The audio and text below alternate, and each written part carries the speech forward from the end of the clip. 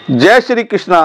बहनों भाइयों, श्री कृष्ण भगवान गीता में 12वें अध्याय भक्ति योग में कह रहे हैं, समय शत्रु तथा मित्रो मान अपमानयो शीत उष्ण सुख दुखेषु संग विवृता तुल्य निंदा स्तुति मोर केंचित अनिकेता स्थिरमति ये मद भक्ता समय प्रिय। तात्पर्य ये है, श्री कृष्ण भगवान कह रहे हैं कि मुझे कौन कौन से भक्त मुझे अत्यंत प्रिय हैं। ऐसा भक्त जो शत्रु को और मित्र को समान दृष्टि से देखता हो, मान में अपमान में स्थिर रहे, गर्मी में यानी कि सुख और दुख में समान रहे, ऐसा भक्त मुझे अत्यंत प्रिय है। ये कहने में तो श्लोक अटपटे लगते हैं, लेकिन इनमें कितना गूढ़ रहस्य होता है कि जिसपे बीती है वही जानता है। जैसे सपोज कर लो, किसी ने हमारा जरा सा अपमान कर दिया, क्योंकि ये क्षणभंगुर संसार है, कभी भी किसी भी टाइम कुछ भी हो सकता है, तो हमें विचलित नहीं होना। यदि हम पे सुख आता है तो हमें ज्यादा प्रसन्न नहीं होना है, यदि हम पे दुख नहीं आता है तो हमें ज्यादा दुखी नहीं रहना। इसे कहते हैं कि सम रहो। तो वो कहते हैं कि ऐसे भक्त मुझे अत्यंत प्रिय है। मैंने आपसे पहले बताया था, अब भी बता रहा हूं, मेरे ये जो मैं वीडियो भेजता हूं उसके मेरे दो ही रीजन हैं, दो ही कारण हैं कि एक तो जो परम पुरुष के जो आदेश हैं जिससे हम सुखी रह सकें, यानी कि गीता हमें घर घर पहुंचाना है और हमें भी पढ़ना है, औरों को भी गाइडलाइन देना। इससे क्या होगा, हम सुखी रहेंगे, पाखंड में नहीं करेंगे।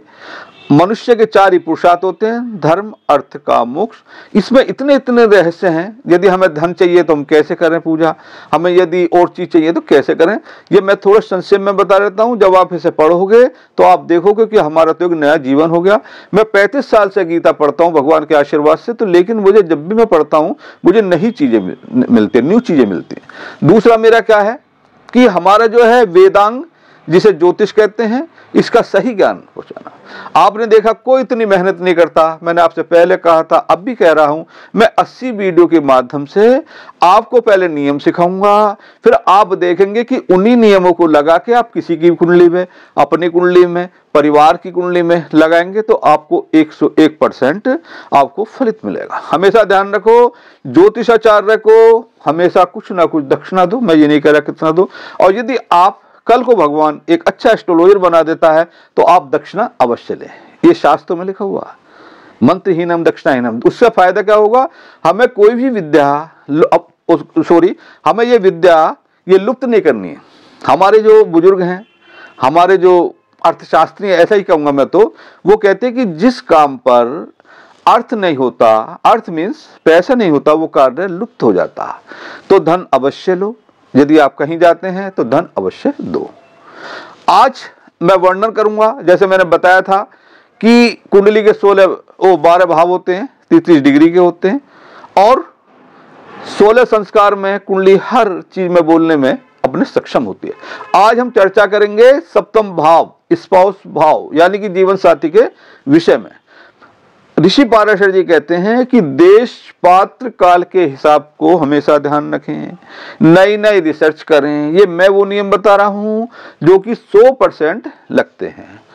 आप भी ज्योतिष के नियम सीखो पहले मेरी, क्योंकि मैंने लगभग 24 वीडियो बना चुका हूं और जल्दी जल्दी बनाता रहूंगा। किसी कारणवश मैं बीच में से चला गया था। हर आदमी की अपनी नई प्रॉब्लम्स होती हैं। तो जब आप देखेंगे, मैंने पहले भी कहा था, हम लोग डिस्कस भी करेंगे आप में कि ये ग्रह उच्च का हो गया तो क्या कर रहा है, नीच का हो गया क्या कर रहा है, वक्री हो गया क्या कर रहा है, क्योंकि मैं सारे नियम इन 80 डिग्री के 80 वीडियो के द्वारा आपको बताने की पूर्ण कोशिश करूंगा, और मैं उस कोशिश में लगा हुआ हूं। यदि आप ज्योतिष सीखना चाहते हैं, जैसे मेरे पे कमेंट्स बढ़े थे, तो मेरी वीडियो देखें, नियम याद करें, कितने ग्रह होते हैं, कितने राशि होते हैं, कौन किसका लोड होता है, किस पे उच्च का हो जाता है, इनकी जातियां क्या, क्योंकि इससे रिजल्ट आते हैं। अगले संडे से मैं लाइव आया करूंगा और रैंडम 2 कुंडलियां देखा करूंगा, उनके थ्रू आपको बताऊंगा कि ये कैसे नियम लगते हैं। वो किसी की भी कुंडली हो सकती है। इसके लिए date of birth, time of birth, place of birth आज ही भेजना प्रारंभ कर दीजिए। अब हम आते हैं कुंडली के, जैसे मैं बता रहा था, सप्तम भाव में। सप्तम भाव क्या होता है, ये हमारे जीवन साथी का होता है। एक एक भाव 80 90 चीजों को बताता है।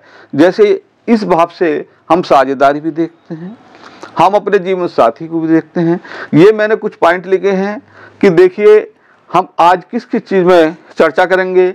जैसे कि स्पाउस सुंदर होगा या क्रोधी होगा या मानसिक पीड़ित भी हो सकता है, या हमारे स्पाउस से विचारों मतभेद हो सकता है, शादी के बाद स्पाउस बीमार हो सकता है, या संतान, क्योंकि पंचम भाव संतान का हो रहा कि संतान बीमार तो नहीं हो रही, संतान से विचारों में कैसे रहेगा हमारा, स्पाउस से धन लाभ होगा या पार्टनरशिप में लाभ या हानि होगी। क्योंकि एक बड़ा ही ये विशेष क्वेश्चन है कि जब हम कोई कार्य करते हैं, किसी के भी साथ रोजगार कर सकते हैं, आपने देखोगे किसी किसी का बहुत दिन तक साझेदारी चलती रहती है। हमेशा ध्यान रखें, जब भी किसी जातक की महादशा बदलेगी तो जीवन में चेंजेज आते हैं। ये मैं आपको विस्तार से बताता रहता हूँ, अब बताता रहूंगा।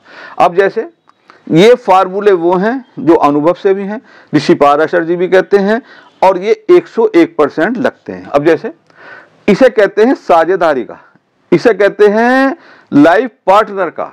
यदि लाइफ पार्टनर, सपोज कर लो ये 10 नंबर का लग्न है, क्योंकि ये एक टेक्निकल पॉइंट होती है कि सूर्य के उदय कौन सा लग्न हो रहा, तो यहाँ से कोई भी राशि यहाँ आ सकती है, मेष से लेकर मीन तक, यहाँ से यानी कि 1 से लेकर 12 तक।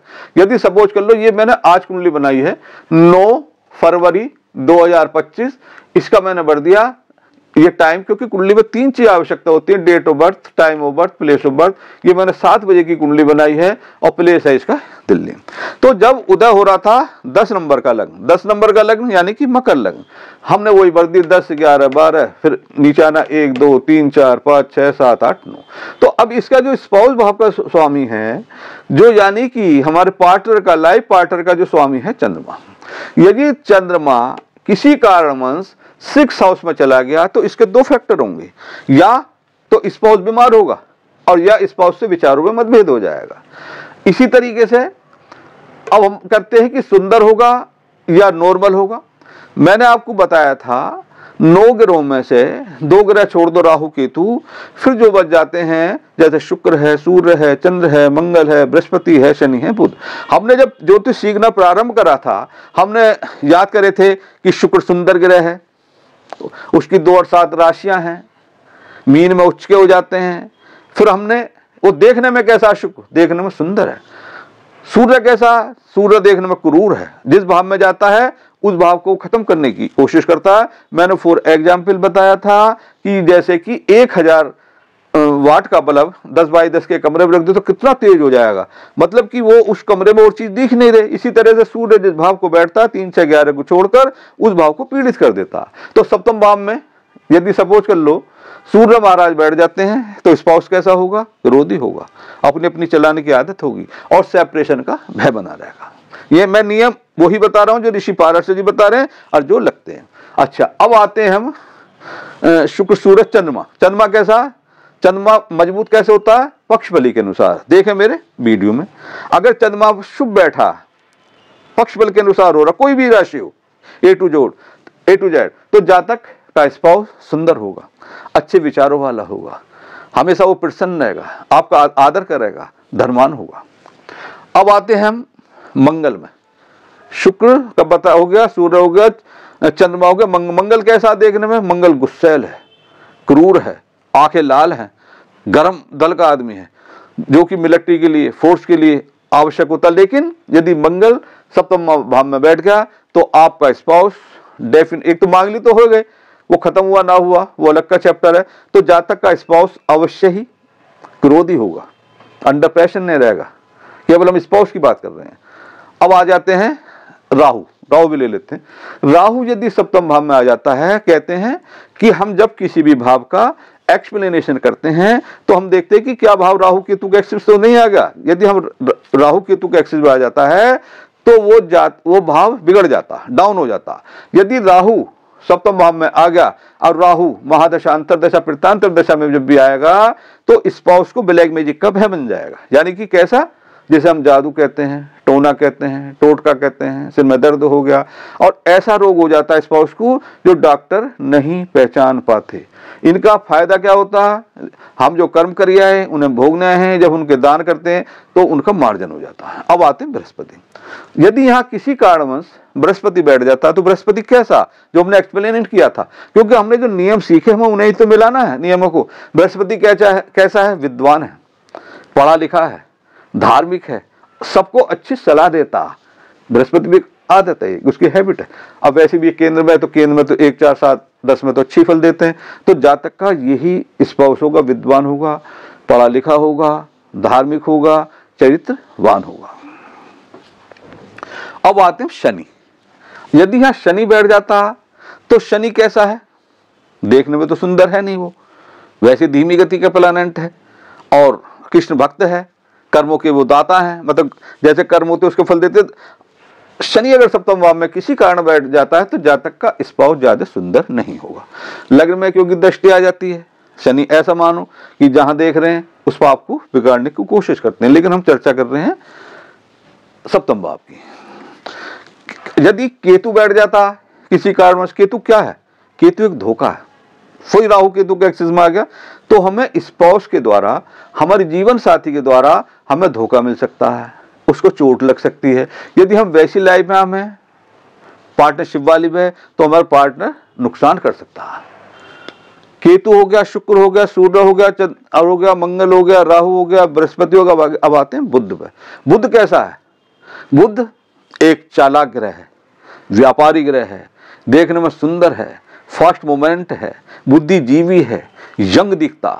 यदि सप्तम भाव में शुभ बुध बैठ जाए तो जातक का स्पाउस बुद्धिजीवी होगा, जो भी कार्य करेगा जल्दी जल्दी करेगा, गणित का ज्ञाता होगा, यानी कि कुल मिलाकर जातक का स्पाउस देखने में सुंदर होगा, बलशाली होगा और निपुण बुद्धि का होगा। ये हमने चर्चा करी सुंदर की, क्रोधी। अब हम कहते हैं कि मानसिक पीड़ित कैसा हो जाता। यदि सपोज कर लो यहाँ पर कोई भी ग्रह है वो राहु केतु के एक्सिस में आ गया तो वो पीड़ित हो सकता है, मानसिक पीड़ित भी हो सकता है। हमने सुंदर बता दिया, क्रोधी बता दिया, मानसिक पीड़ित बता दिया, विचारों मतभेद भी हमने ये बता दिया। या कि सप्तम 6 हाउस में चला गया तो डेफिनेट विचारों मतभेद रहेगा, या वो बीमार भी हो सकता है। बार बार हमने देखा होगा, एक जीवन में देखते हैं कि दोनों लड़के लड़की शादी से पहले अपने सही रहते हैं और जैसे शादी हुई उनमें से एक बीमार भी हो सकता है। ये डिपेंड करता है कि हमारा सप्तम हाउस का स्वामी, जिसे हम सप्तमेश कहते हैं, वो 6 हाउस में तो नहीं चला गया। अच्छा, अब फिर कहते हैं संतान बीमार। मैंने बताया था पंचम भाव से संतान देखते हैं। अजीत संतान यदि 6 हाउस में चला गया तो डेफिनेट जब उसकी दशा आएगी तो संतान को बीमारी लगने का ज्यादा भय बना रहेगा। हर आदमी को, हर जातक को ये रहती है, भाई मैं जो जिनका मैं लालन पोषण कर रहा हूँ संतान का, ये बुढ़ापे में मेरा क्या करेगा। जब उसे पहले पता लग जाता है ज्योतिष के द्वारा कि ये 6 हाउस में है, इसके 2 फैक्टर होंगे कि ये बीमार हो सकता है और ये हमसे विचारों में मतभेद भी हो सकता है, तो पहले अलर्ट हो जाते हैं। और हमेशा ध्यान रखना, वेद पाराशर होरा शास्त्र में लिखा हुआ है कि ब्रह्मा जी ने जो इस सृष्टि के कारक हैं, जो सृष्टि जिन्होंने प्रारंभ की थी, उन्होंने ग्रहों को आदेश दे रखा है कि जो भी जिस ग्रह की पूजा पाठ अर्चना यज्ञानी से जिस तरह से मनाएगा वो ग्रह अशुभ फल ना देके शुभ फल देगी।